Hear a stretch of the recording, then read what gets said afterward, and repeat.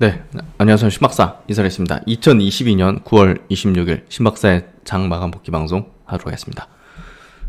오늘은 뭐 제목 자체가 무시무시한 어떤 제목을 달 수밖에 없는 그런 시장의 흐름이었는데요. 붕괴죠. 오늘은 완벽하게 전저점을 완벽하게 붕괴하고 또 이제 많은 투매들이 또 유발됐던 그런 장세였습니다. 개인 투자들의 어떤 투매 물량들이 장 초반부터 나왔는데요. 오후 들어가면서 그 물량이 늘어나면서 낙폭을 좀 만드는 그런 흐름이 됐고, 일단 그런 물량을 이제 그 받쳐놓은 뭐 기관이나 외국인들이 이제 받아가긴 했는데요. 그게 이제 뭐 적극적으로 이제 매수에 들어가면서 호가를 먹으면서 한 게 아니라 개인들이 던지는 걸 받아내는 정도였기 때문에 뭔가 이제 뭐 메이저가 샀다 이런 개념보다는 그냥 개인이 투매했다는 거에 조금 포커스를 맞추는 게 정확한 분석이라고 좀 보여지고요. 반등에 속으면 안 됩니다. 지금 붕괴되기 시작했고 투매가 시작되는 흐름이 전개됐죠. 그래서 상당한 지금 신용 대출 물량들 또 여러 어떤 레버리지성, 뭐 스탁론 물량들 이런 것들이 이제 쏟아질 수 있기 때문에 반등이 짧고 하락이 깊거나 긴 흐름이 좀 전개될 가능성이 높아 보이고요. 그런 기조 속에서 살아남아야 된다. 그리고 살기 위해서 이 흐름, 이 환경, 그리고 이익이 줄어드는 펀더멘털이 줄어드는 흐름이기 때문에 지금 뭐 저평가 영역이다, 뭐 과거 통계상 이 정도 수준이면 저점이다. 그리고 15개월 연속 코스피 하락은 참 뭐 없었던 경우다, 뭐 이런 여러 가지 것들로 많이 얘기할 수 있는 지점인데요. 그런 것들이 무용하다는 얘기를 좀 드려야 할 것 같고, 왜냐하면 과거와는 완전 다른 상황이라는 거, 그리고 중앙은행이든 정부든 손쓸 수 있는 것들이 없다는 거죠. 손쓸 수 있는 게 없다는 거. 환율도 보십시오. 뭐 어떻게 할 수 없잖아요. 그런 것들을 보면 지금 흐름을 받아들여야 된다는 거죠. 받아들이고 나서 이 상황에 적합한 전략을 만들어내야 된다는 겁니다. 결국은. 그래서 지금부터 꼭 당부드리고 싶은 이야기는 결국 이제 주식은 어떤 종목을 어떤 시점에서 살지 아니면 팔지 이걸 결정하는 문제이기 때문에 그런 결정을 하는 데 있어서 이야기를 해줄 수 있어야 된다고 생각합니다. 그런 부분에서 반등에 속지 않아야 된다. 반등, 이제 저점이구나 해가지고 그것을 좀 주의를 해야 된다는 거죠. 그래서 지금은 다소 좀 굉장히 위험할 수 있고, 또 이제 어떤 투자들은 완전히 자산이 녹아버리는 그런 흐름이 전개될 수 있는, 그리고 우리가 경험하지 못한 어떤 상황이 발생할 수 있는 그런 지뢰 같은 어떤 개념들이 좀 많이 있다는 부분들. 뭐 러시아가 만약이라도 핵을 쏜다면 이거는 뭐 외적인 부분이지만 엄청난 지금 뭐 식량이든 에너지든 이런 쪽에 이제 가격적인 부분에서도 영향을 줄 수 있고요. 전 세계 무역에 있어서도 이제 문제점을 만들어낼 수 있고, 대외적인 어떤 그 경제 가장 민감한 한국 같은 경제는 민감하게 거기에 반응해서 좀 좋지 않은 흐름을 보일 수도 있고요. 지금은 살아남는 게 가장 필수적이고요. 반드시 살아남게 되면 기회는 반드시 옵니다. 하지만 준비된 자에게만, 마인드적으로든 자산적으로든 남아있고 준비된 자들만 그 엄청난 기회의 영역을, 이만큼 두려움과 막 개인들이 투매를 하잖아요. 공포에 막 투매하고 어쩔 수 없이 반대매매 나가고, 이거는 양면성을 지닌 거예요. 반대편에서 지금 엄청난 기회가 열리기 시작했다는 겁니다. 금융시장은 금리가 올라간다는 거는 어느 쪽에서는 뭐 예를 들면 예금자는 좋은 거고 대출자는 나쁜 거죠. 환율 이제 올라간다. 양면성이 있는 거잖아요. 좋은 쪽 나쁜 쪽. 결국 금융시장에서는 지금 상황에 의거해서 반대쪽에서 굉장히 좋은 쪽이 있다. 그리고 좋은 방향으로 나아갈 수 있는 기회들이 향후에 크게 열릴 것이다. 이 점 반드시 기억하시고 반드시 살아남아야 된다. 오늘 장 정리하면서 계속된 이야기 드리도록 하죠. 오늘 시장 정리해 보도록 하겠습니다. 코스피 지수 오늘 3% 빠졌습니다. 처참하네요. 2220포인트 9.1조입니다. 거래대금이 상당히 많이 늘어났습니다. 이거는 하락할 때 거래대금이 늘어난다는 거는 진성하락이죠. 진짜 하락이라는 겁니다. 상승 종목수가 34종목밖에 없었어요. 하락 종목수가 891종목입니다. 코스닥은 700포인트가 깨졌습니다. 692포인트 5%나 빠졌습니다. 거래대금 6.1조, 상승 종목수 65종목, 하락 종목수가 1400여 종목입니다. 오늘 코스피 시장에서 외국인은 34억을 순매도했고요. 기관은 2700억을 순매수했는데 그냥 이제 개인이 던지는 걸 받아내는 물량이었던 거죠. 코스닥은 외국인이 1200억 순매수, 기관이 840억 순매수. 역시나 이제 개인이 투매하는 물량을 받아낸 거다 보시면 될 것 같고, 선물 쪽에서 외국인들이 11,000 계약을 순매수했습니다. 하지만 이게 저는 오롯이 방향성에 대한 부분은 아니라고 좀 보고 있고요. 우리가 뇌관으로서 지금 봐야 될 부분은 지난주부터 말씀드렸지만 신용 융자 잔고가 19조에서 떨어지지 않고 있었던 부분입니다. 이게 만약에라도 이런 증시에 전저점 깨고 또 여기서 더 빠지게 된다면 속절없이 이제 쏟아지는 물량이 될 것이고, 이런 것들이 결국은 증시의 어떤 저점을 낮추는 그런 모습으로 계속 이어질 수밖에 없다는 거죠. 오늘 아시아권 증시, 니케이 증시 2.6% 빠졌습니다. 처참하네요. 니케이 증시. 하여튼 장기 평선 밑으로 이제 뚝 떨어지고 이제 이게 추세적인 어떤 흐름이 된다면 무섭죠. 무섭죠. 요걸 깨고 순차적으로 깨게 된다면 무서운 어떤 상황이 일본 증시도 발생할 가능성이 좀 다분해 보이는 흐름이 되고 있고요. 홍콩 오늘 플러스로 돌려 세웠네요. 전저점 부근에서 의미가 크진 않다고 봅니다. 대만 증시 2.4% 약세, 전저점 깼네요. 한국 증시랑 비슷하게 돌아갈 수밖에 없죠. 한국과 대만은 지금 비슷하게 돌아갈 수밖에 없는 경제 구조를, 대외 의존적인 구조를 갖고 있죠. 상해 증시 1.2% 빠졌습니다. 하여튼 아시아권 증시 전체적으로 굉장히 좀 좋진 않은 흐름이 전개됐고, 오늘 코스피 지수 전저점을 갭하락으로 시작해서 완전히 깨버렸고 종가가 거의 저가로 마감이 됐습니다. 이건 하락의 연속성을 이야기하는 그런 구도, 흐름이 좀 되고 있고요. 저는 이제 미국의 그 주요 기업들의 3분기 실적이 10월 중하순부터 이제 발표가 되는데요. 그때가 굉장한 크러쉬를 만들어낼 가능성이 있는 지점이 될 거라고 좀 전망을 하고 있어요. 그러니까 그 전까지 뭔가 좀 추세가 반전되는 흐름이 나오기가 쉽진 않아 보인다. 그럴 만한 뭔가 뭐 건덕지가 없는 거죠. 그래서 지금 흐름 자체가 굉장히 좀 부담스럽다. 코스닥 증시도 개파락으로 시작해서 마이너스 1.3% 개파락 시작해서 5% 빠졌습니다. 저가는, 장중 저가는 마이너스 5.3%였고요. 이거 진짜 좋진 않은 흐름인데, 반등이 나올 수도 있죠. 여기도 보시면 전저점 딱 깼잖아요. 근데 반등이 나왔잖아요. 근데 이게 반등이 추세 전환되는 반등보다는 만약에 반등 나오면 매도 전략을 더 강력하게 실행할 수 있는 포인트 지점이 될 거라고 보거든요.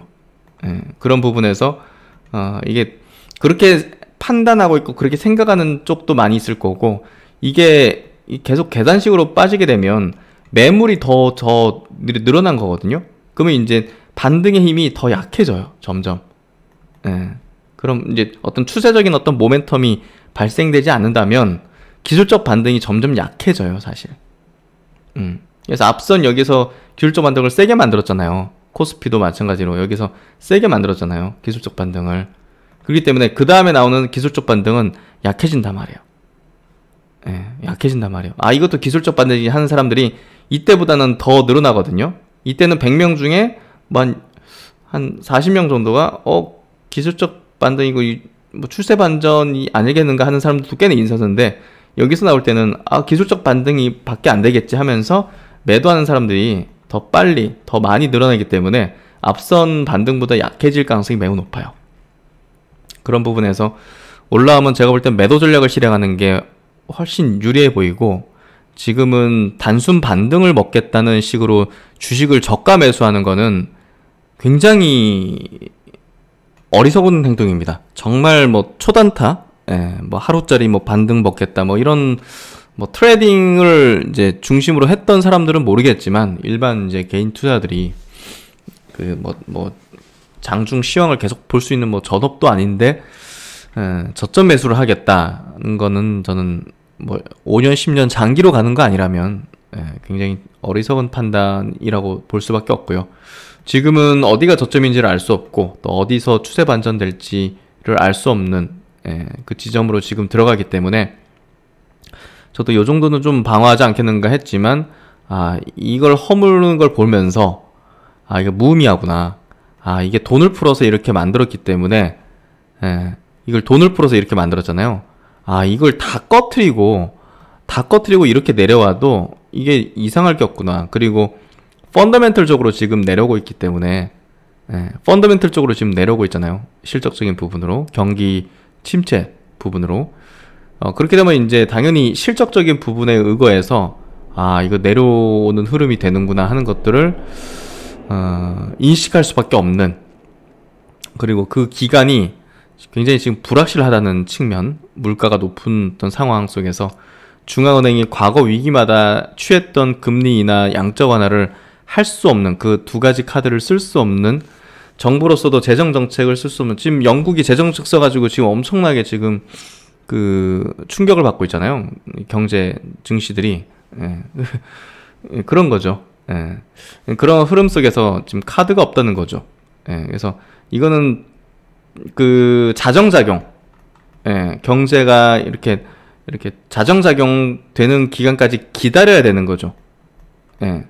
중앙은행도 이제 그럴 수밖에 없다고 시인했고, 그래서 이게 이 침체의 어떤 늪이, 이 기간이 상당히 길어질 가능성이 높은 어떤 구도로 지금 흘러가고 있기 때문에, 그 섣부른 저가 매수는 굉장히 좀 위험할 수 있다, 혹은 이제 굉장히 오래 기다릴 수 있다는 쪽으로 봐야 될 것 같고요.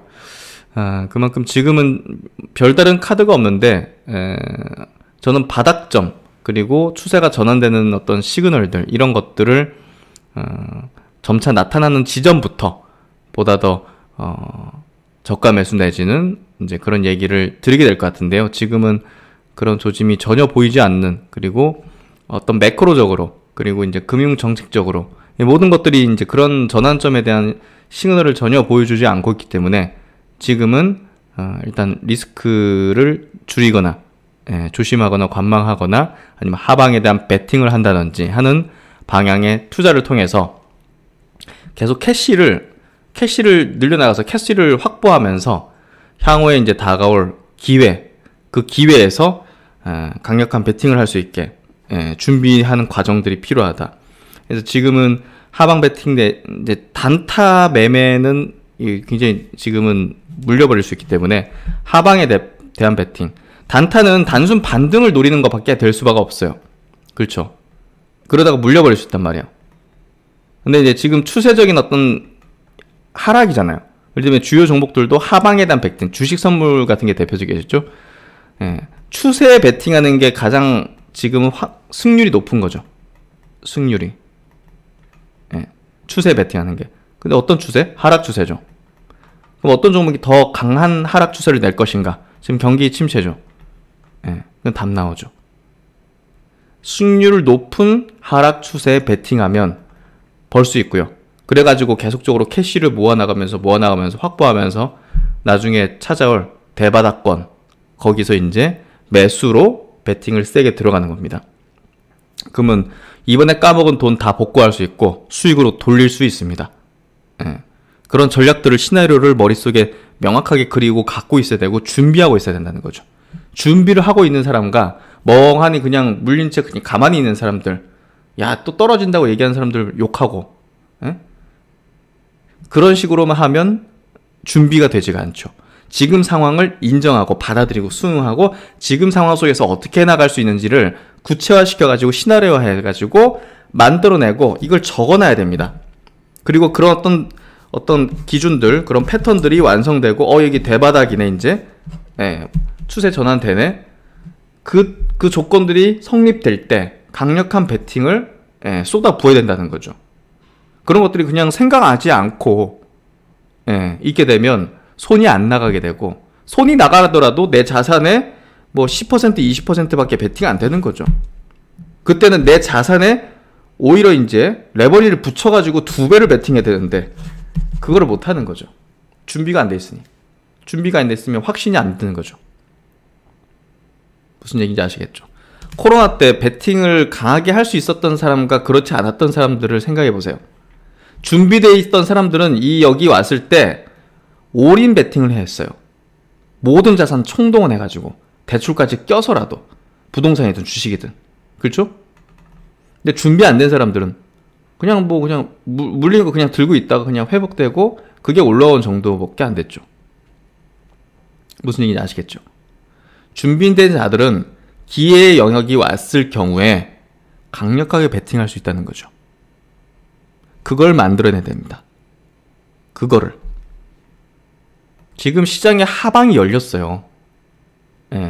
오늘 저점이라고 매수해서 들어가는 사람들은 제가 볼 때는 단순 반등을 노리는 것밖에 되지 않잖아요. 그래서 몇 프로 먹을 수 있습니다. 하지만 저 같은 경우는 여기서 만약에 반등이 나오잖아요? 그럼 매도 준비를 더 강하게 합니다. 매도에 대한 전략 준비를 기존 계획했던 금액보다 더 올려요. 이 반등 올라와? 더 기회네.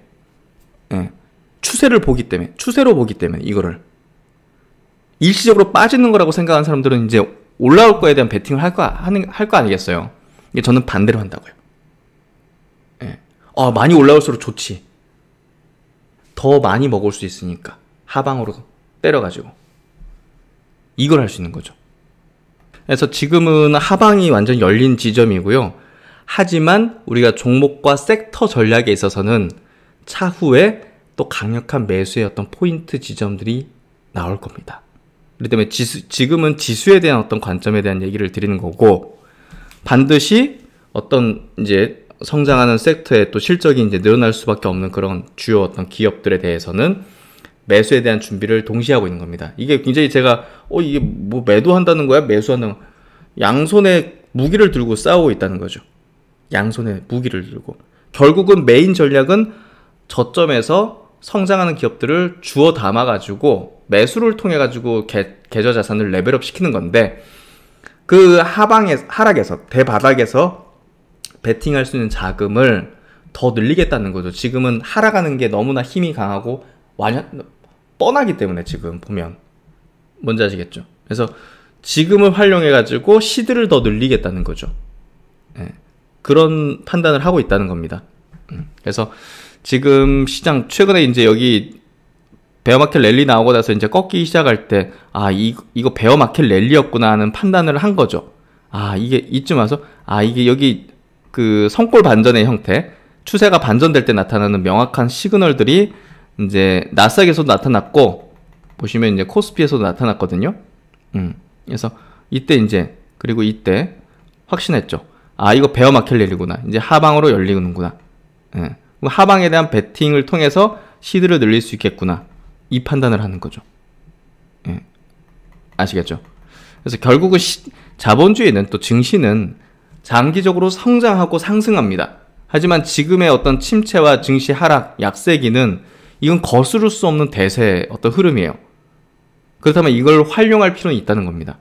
활용하고, 그리고 살아남아야 되고.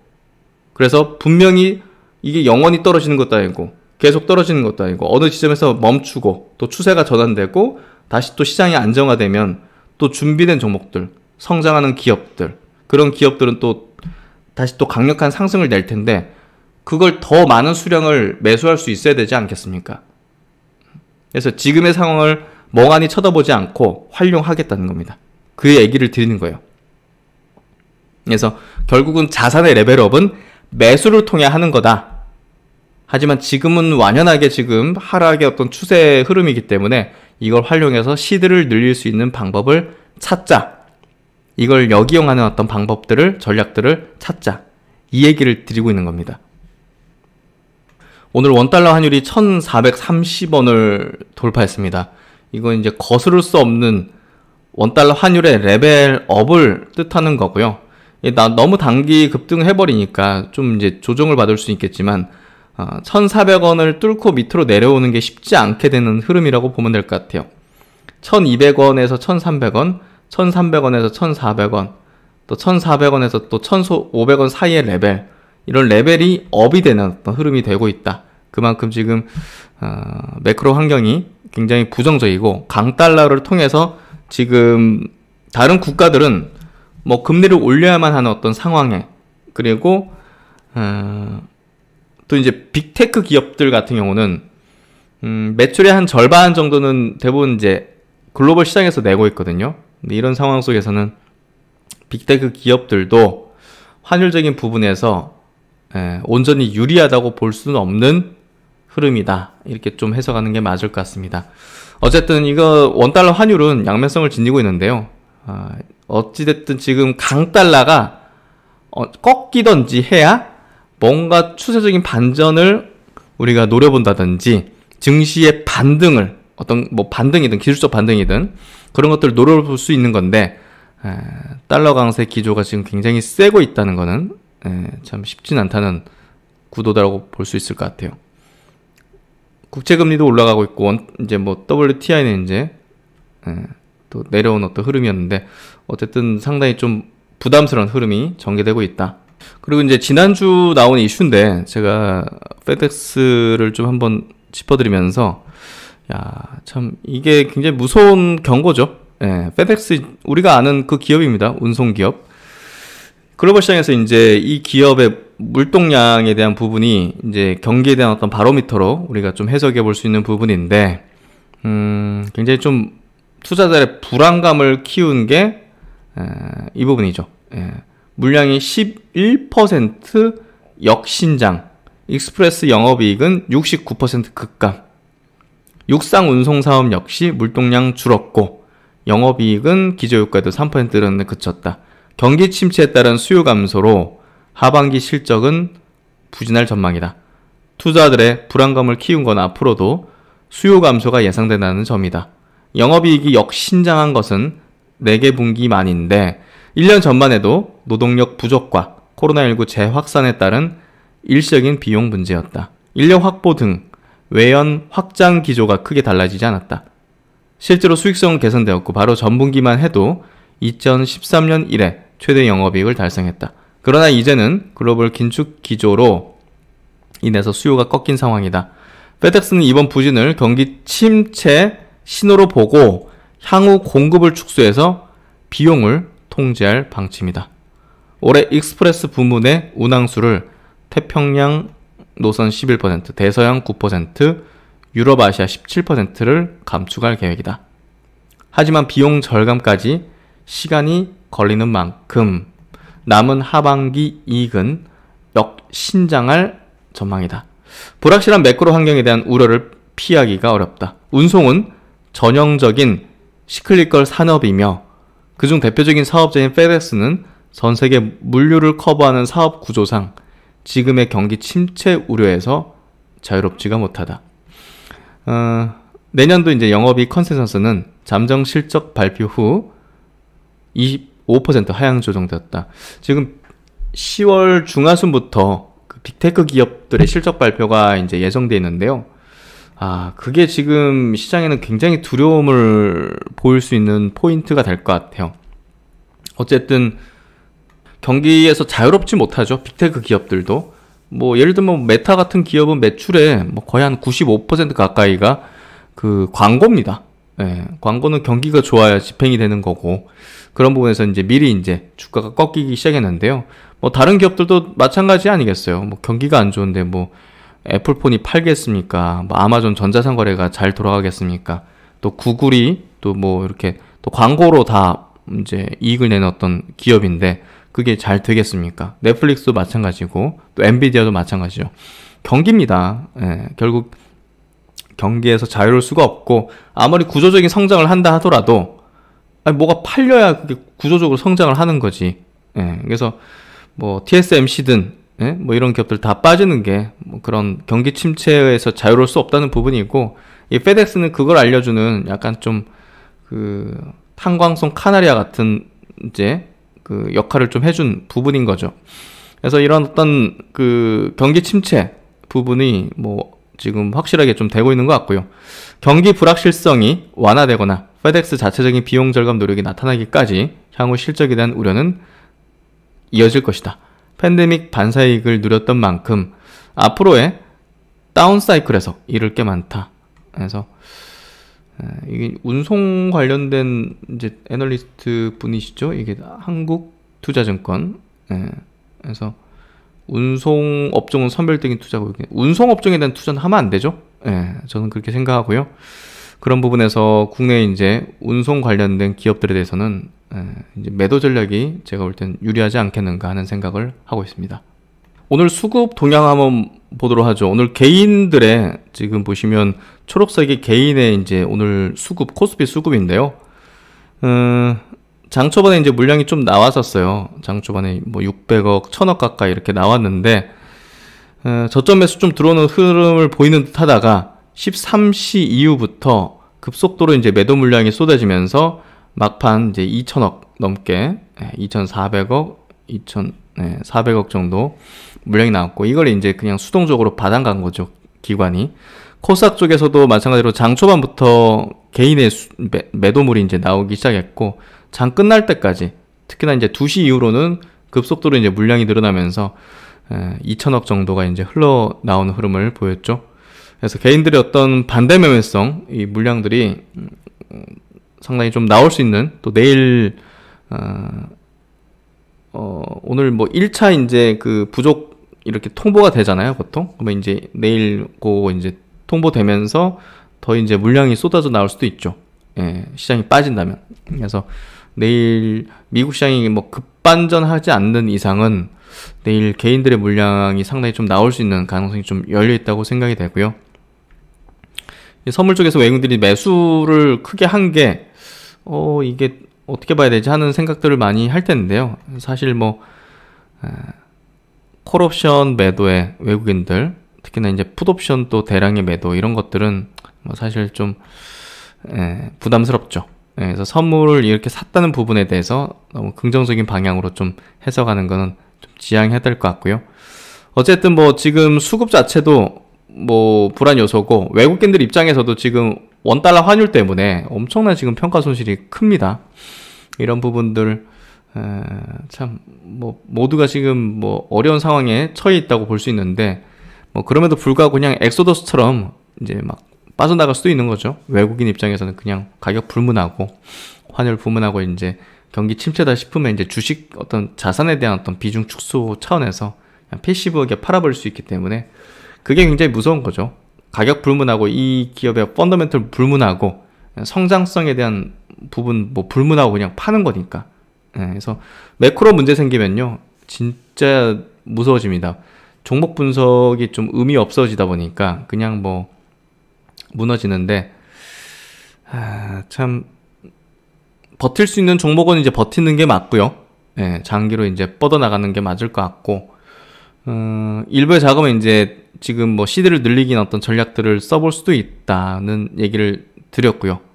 지금의 침체의 어떤 흐름 자체가 쉬 돌려 세우는데 단실 내에 돌려 세우는 어떤 패턴은 좀 되게 어려워 보인다는 점도 우리는 좀 고려해야 될 포인트라고 생각이 됩니다. 오늘 종목별 흐름 보면요. 종목별 흐름 보면 이제 경기에 좀 민감한 종목들 중심, 그리고 최근에 이제 2차전지 쪽이 많이 붕괴됐죠.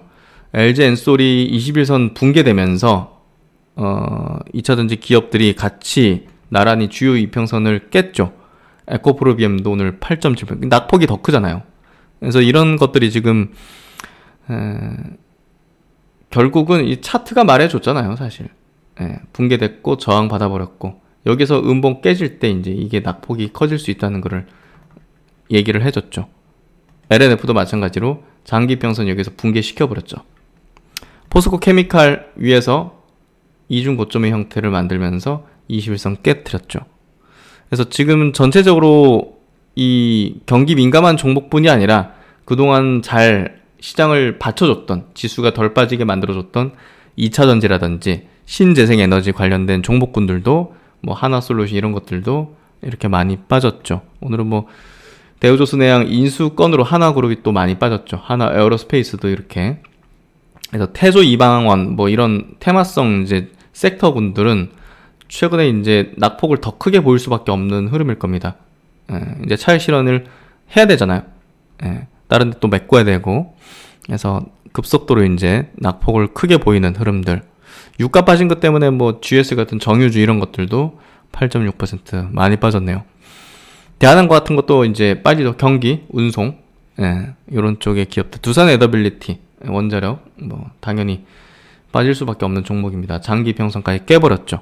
그래서 이런 종목군들이 결국 이제 시장에서 지금 시장보다 더 크게 빠지고 있고, 또 이제 하방이 열리는 흐름 구조가 좀 되고 있다. 시총 상위주 중에서 그나마 이제 삼성바이오라든지 뭐 셀트리온 같은 기업은 좀 방어적인 성격으로 덜 빠지는 흐름을 좀 보여줬고, 뭐 방어주들 한국전력, SK텔레콤 뭐 이런 것들이 이제 플러스고 나머지는 다 마이너스라 가지고요.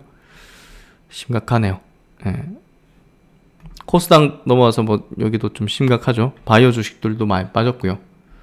HLB 5% 빠졌고, 셀트리온 제약이 4%, 셀트리온 헬스케어가 그나마 이제 조금 더 방어적이었던 것 같습니다. 그래서 뭐 많이 빠졌네요. 첨보도 6% 빠졌고, 지금 뭐 개별 종목 단으로 이제 볼 수 있는 부분은 아닌 것 같고요. 그래서 이렇게 지금 종목별로 뭐 오늘 수급은 특별하게 중요도는 좀 떨어질 것 같고, 10월달 일정을 한번 볼게요. 미래에셋증권 나온 리포팅인데요. 10월달에는 일단은 10월 7일 이제 미국 고용 보고서가 좀 중요하게 우리가 좀 봐야 될 포인트가 될 것 같습니다. 그리고 이제 가장 중요한 건 여기죠. 10월 이제 24일부터 10월 24일? 여기 이제 25일. 그러니까 이제 이 주간이죠. 25일부터 이제 메타를 시작으로 이제 마이크로소프트, 알파벳, 이런 기업들, 아마존, 애플까지 금요일 날. 그리고 이제 미국도 물가지수가, 와, 이 주간은 진짜 뭐 뭔가 무섭네요.